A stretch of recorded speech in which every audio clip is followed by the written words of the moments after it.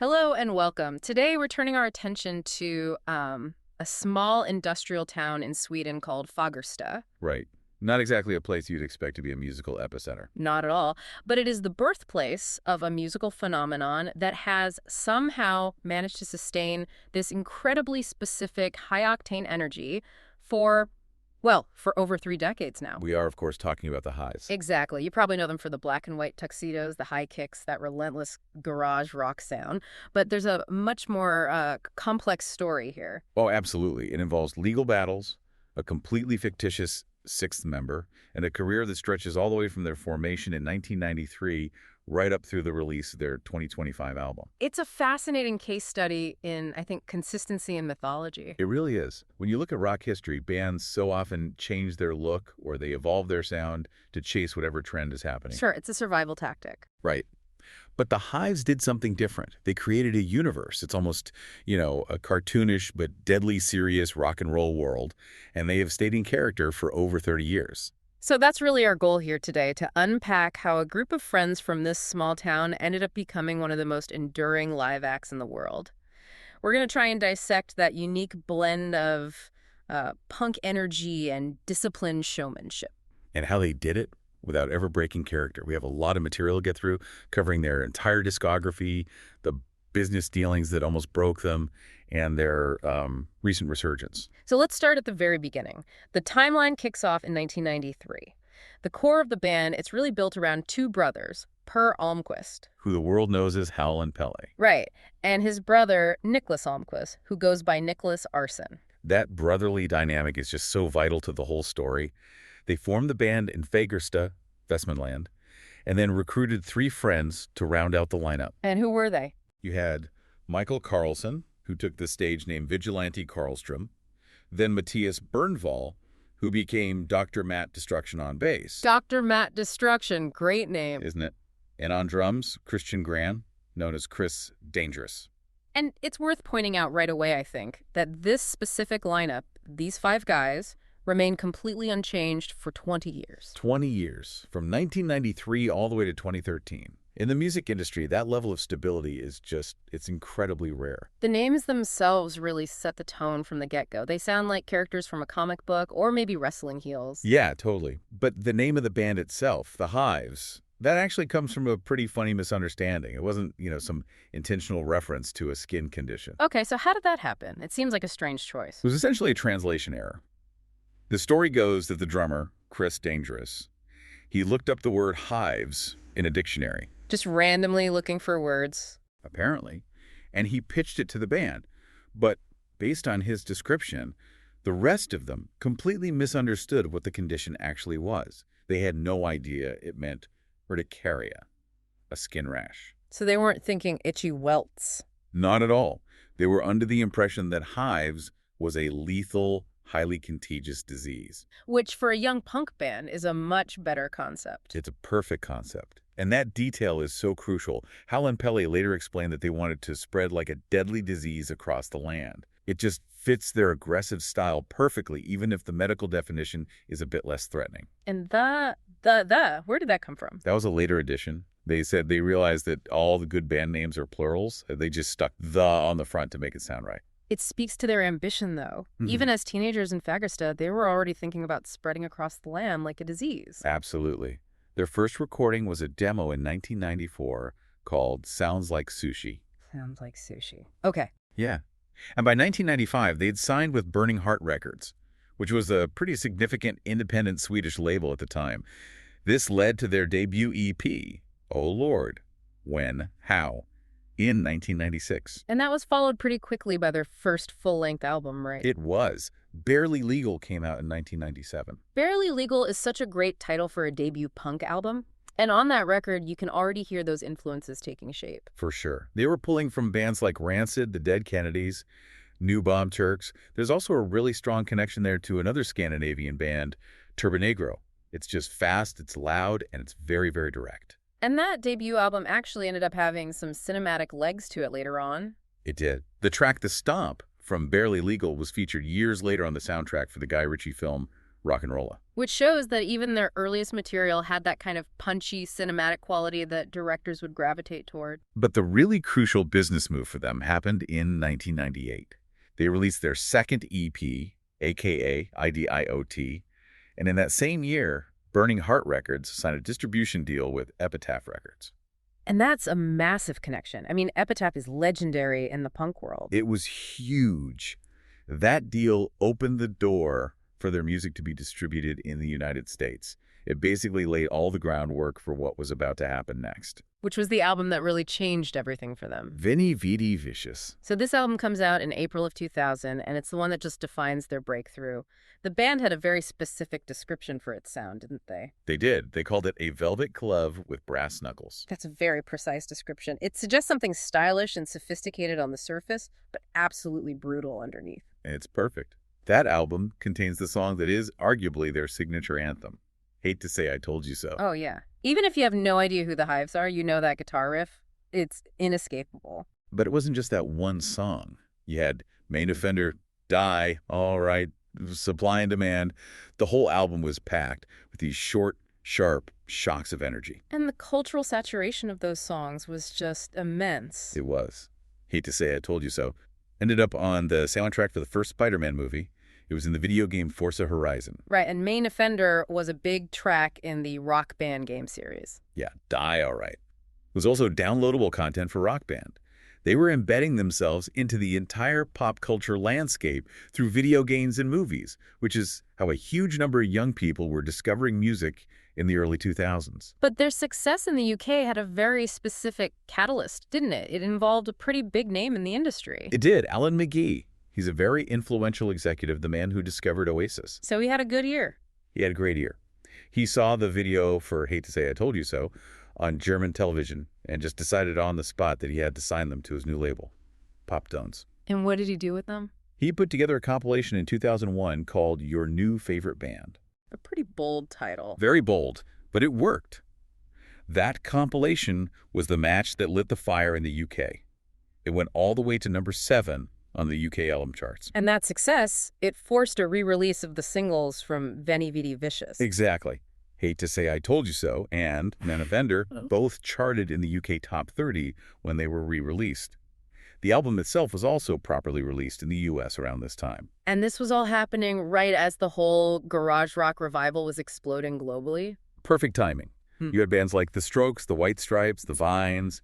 They were all getting huge. The Hives fit perfectly into that narrative, but they looked different. That visual identity was the key differentiator, wasn't it? Absolutely. While all the other garage rock bands were going for this kind of messy, denim and leather, cool but casual look, the Hives were matching black and white tuxedos. It made them look like a unit. It signaled that this was a show, a performance, not just some guys hanging out and playing instruments. It was incredibly smart branding. And with that massive success, of course, the major labels came calling. And this is where the business side of things gets really, really intense for them. They ended up signing a deal with Universal Music that was reported to be worth $10 million. A staggering amount of money for a garage punk band from Sweden. Yeah. It was a full-on bidding war. But it wasn't a smooth transition into the big leagues. There was a pretty significant controversy that bubbled up with their previous labels. A huge controversy. It turns out that Epitaph Records had sold the U.S. rights to the Hives material to Warner Bros. Records. Okay. The problem was they allegedly did this without informing the band members at all. That seems like a major oversight. It led to a very serious conflict. The labels claimed the band was still under contract for one more album. The Hives disagreed completely. It resulted in a lawsuit being filed against the band. Wow. So at the height of their breakout success, they're being sued. Exactly. It was eventually settled out of court, but it just goes to show the level of tug of war that was happening over them. And they weren't just an indie band anymore. They were a high-value commercial entity. This seems like a good time to pivot to one of the most unique aspects of the Hives, which is the songwriting credit. Ah, yes. Randy Fitzsimmons. If you look at the liner notes of their albums, the songs are all credited to a man named Randy Fitzsimmons. The band claims he's their manager, the man who discovered them, an honorary 6th member, and they maintain this story with absolute straight faces. It is a brilliant piece of theater. According to the band's official lore, Randy Fitzsimmons writes all the music and manages their entire career. So who is he really? In reality, Randy Fitzsimmons is a registered pseudonym for the guitarist, Nicholas Almqvist Nicholas Arson. So the guitarist is writing the songs, but he's created this other persona to credit them to. Exactly. And they even hide little Easter eggs about it for the fans. Like what? On the back cover of the Tyrannosaurus Hives album, if you look closely at the picture of the band, there's a hidden sixth pair of legs. Implying Randy is there in the photo with them, just out of frame. Precisely. It's all part of the game. And there's a psychological angle to this as well, I think. What do you mean? By inventing this separate figure who writes the songs and manages the band, they effectively separate the creative ego from the performance. If the songs are written by Randy, then the five guys on stage are just the messengers, the performers. So it could help avoid the internal conflicts about songwriting credits and royalties that have destroyed so many other bands. I think so. It creates this unified front. It's the Hives versus the world, and they're all led by this mysterious, unseen figure. It's a genius move. So let's move forward to 2004. They have the major label money, they have the fame, and now it's time to release their third album, Tyrannosaurus Hives. This was the moment to really consolidate that success. And they absolutely did. They just won Best International Band and Best Dressed Band at the NME Awards in 2003. They were on top of the world. So they went back to Fagersta to record this album. Yes, back to their roots. And the lead single, Walk Idiot Walk, was an immediate hit. It debuted at number 13 on the UK singles charts. They also had other key tracks like Two Timing Touch and Broken Bones and a little more for Little You. And the critical reception, particularly in their home country, was just overwhelming, wasn't it? It was a clean sweep. In 2005, they dominated the Swedish Grammis Awards. They won Artist of the Year, Rock Group of the Year, Album of the Year, and Producer of the Year. They were undeniably the biggest rock act to come out of Sweden at that time. And they continued to permeate pop culture through other channels as well. Oh, definitely. The video game syncs kept coming. Tracks from Tyrannosaurus Hives like B is for Brutus and Uptight were in Gran Turismo 4. No pun intended was in the snowboarding game SSX on tour. They were becoming the default soundtrack for anything high energy. Their next phase, around 2007, marked a bit of an evolution for them. They released the Black and White album, and this one wasn't just recorded in Sweden. No, they broadened their horizons. They went to Oxford, Mississippi. They went to Miami. And the collaborations on this record are honestly pretty surprising. This is where they really started to experiment with their sound. For sure. They worked with the hip-hop producer Timbaland. Timbaland, that is an unexpected pairing. Very. They collaborated on a track called Throw It On Me, which appeared on Timbaland's huge album, Shock Value. And they also collaborated with Pharrell Williams' group, NERD. On the Seeing Sounds album, right? That's the one. And what's interesting there is that on the NERD track, they're credited by their real names, not their stage names. A rare peek behind the curtain. And we can't forget the commercial success of the single Tick Tick Boom from the Black and White album. That song was absolutely everywhere. It was a sync licensing juggernaut. It was in films like Jumper, Taken, MacGruber, Get Smart. It was the theme for a WWE pay-per-view. It was in the Madden NFL video game. It's one of those songs that even if you don't know who sings it, you've definitely heard it in a movie trailer or a commercial. And their collaborations just got more and more eclectic. They did. They even recorded a song for the Cartoon Network called Fall is Just Something Grown-Ups Invented.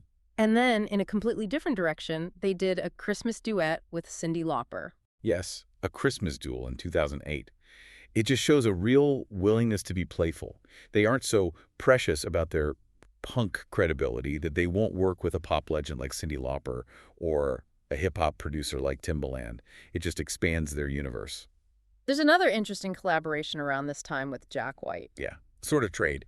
Jack White apparently recorded the sound of his footsteps for the Hives to use on a track, and in return, Pelle recorded some hand claps for the Raconteurs. It shows the mutual respect they had within that scene. So after this whole major label whirlwind, they decided to take back control. They did. In 2012, they released Lex Hives, but this time they did it on their own label, Disc Hives. That's a classic move for a veteran band. Get out of the major label system and do it yourself. Exactly. They self-produced the 12 main tracks on Lex Hives. They did bring in an outside gun for some bonus tracks, though. And who was that? Josh Homme from Queens of the Stone Age. He produced 2 of the bonus tracks, which established a relationship that would become pretty important later on. The lead single from that album was Go Right Ahead. I remember they performed that one on Jimmy Kimmel Live. And they kept getting those syncs. A song from that era, come on, was used as the theme for the Xbox One console launch commercials. But shortly after this era, the band faced its first, and to date, only major lineup change. Yes, in 2013, Dr. Matt Destruction, the bassist who had been there since the very beginning in 1993, had to retire due to health reasons. It was really the end of an era for the band. A 20-year run with the same five guys is remarkable, so how did they replace him? They brought in Johan Gustafsson, who was formerly the bassist for another Swedish band called Randy. And of course, he needed a Hives-style stage name. Of course. And what did he choose? He took on the name the Johan and Only. The Johan and Only. That fits perfectly into their naming convention. It really does. And even though the lineup changed for the first time, the core philosophy of the band, especially their live performance, remained completely consistent. And their live show is legendary. Spin magazine ranked them as one of the best live bands of all time. They are just a force of nature on stage. And it's all built on this idea of engagement. There's a quote from the drummer, Chris Dangerous, about their approach to the audience. What does he say? He said, "There are so many bands out there that don't say a word to the crowd. I don't get it. They don't even look at the audience, and that's ridiculous." That just sums up their entire ethos. They are there to entertain. And Howlin Pelle has his own take on it. He describes the live show as an energy exchange. Right. He says the body gets tired, but the soul feels better. It's not just draining for him, it's restorative. And we have to talk about the Ninja Roadies. Yes. You cannot talk about a Hives live show without mentioning the Ninja Roadies. Please, explain the Ninja Roadies for anyone who hasn't seen them live. There's a very specific detail about their live production. When there are extra percussion parts that need to be played live, like a tambourine or extra cymbals, they're performed by the band's road crew. Who are dressed head to toe as ninjas. Exactly. It just adds to the theatricality. Yep. It keeps the visual language completely consistent. You have the band in their tuxedos, and their support staff are silent ninjas. It's brilliant. And the uniforms themselves, the black and white tuxedos, what's the reason for that? Pelle has said it's because it makes us look like we belong together. It removes individuality in favor of the collective. They are the Hives, a single unit. So fast forward to 2020. The pandemic hits, and obviously live touring comes to a screeching halt. But the Hives didn't just sit around. No, they came up with a very clever idea called the world's first worldwide web world tour in January of 2021. How did that work? It was a really smart adaptation. Instead of just doing one generic live stream for the whole world, they played multiple live stream sets that were tailored to specific cities. So they would do like a Berlin show. A Berlin show, a London show, a New York show, a Sydney show. And they'd broadcast them at specific friendly times for those time zones and tailor the onstage banter and interaction to those specific audiences. It was a way to simulate the feeling of a real tour while everyone was stuck in lockdown. That's a great idea. Moving into the more recent era, the band went quite a long time without a new album after Lex Hives. A very long time. The gap was over a decade. But in 2023, they launched a marketing campaign to announce their return that was just perfectly on brand for them. The protest sign. Protest signs. Mm-hmm. In January 2023, photos started appearing of Howlin Pelle holding these cardboard protest signs on Hollywood Boulevard. And what did they say? Things like the Hives must album now. Yeah. And my favorite, honk if you want a new The Hives album. He was literally protesting his own band's lack of output. He was. And then the other band members, Arson, Karlstrom, Dangerous, started showing up in photos joining the protest. It generated a ton of buzz online, and it humorously acknowledged how long the fans had been waiting.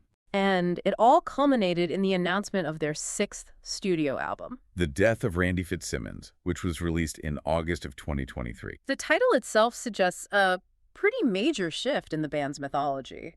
If Randy is dead, who's writing the songs now? It was a great hook. And the album was a real return to form. The lead single was a track called Bogus Operandi, which actually won the Best Bizarre Award at the Berlin Music Video Awards. And they didn't forget their history. There was a nice nod to the original lineup in one of the videos. There was. The former bassist, Dr. Matt Destruction, made a cameo in the video for the single Countdown to Shutdown. He's seen playing an office worker. A great little Easter egg for the longtime fans. And they toured that album expensively. They did, including a huge run supporting the Arctic Monkeys on their stadium tour in the UK and Ireland. But they didn't wait another 10 years for the next one. Which brings us up to their more recent work, looking at their career through early 2026. They released another album in 2025. Yes, they kept the momentum going. On August 29, 2025, they released The Hives Forever. Forever the Hives. And who was behind the boards for this one? It was produced by Pelle Gunnerfelt, who they've worked with for years, but also with a very interesting co-producer, Mike D, Mike D. from the Beastie the Boys. very same.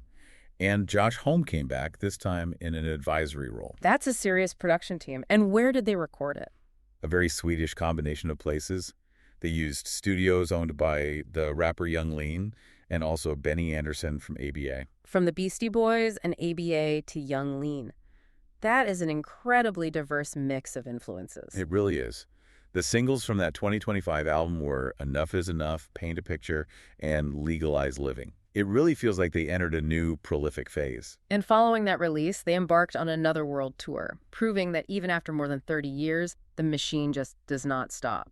It's truly remarkable when you think about it. They went from a simple misunderstanding of a word in a dictionary in a small industrial town to working with members of the Beastie Boys and ABA, all while keeping the same suits and the same unstoppable energy. So let's try and sum up the legacy here. We've tracked them from 1993 all the way up to early 2026. They survived the garage rock revival when so many of their peers just faded away. They survived major label lawsuits. They survived the entire shift from CDs to streaming to viral marketing.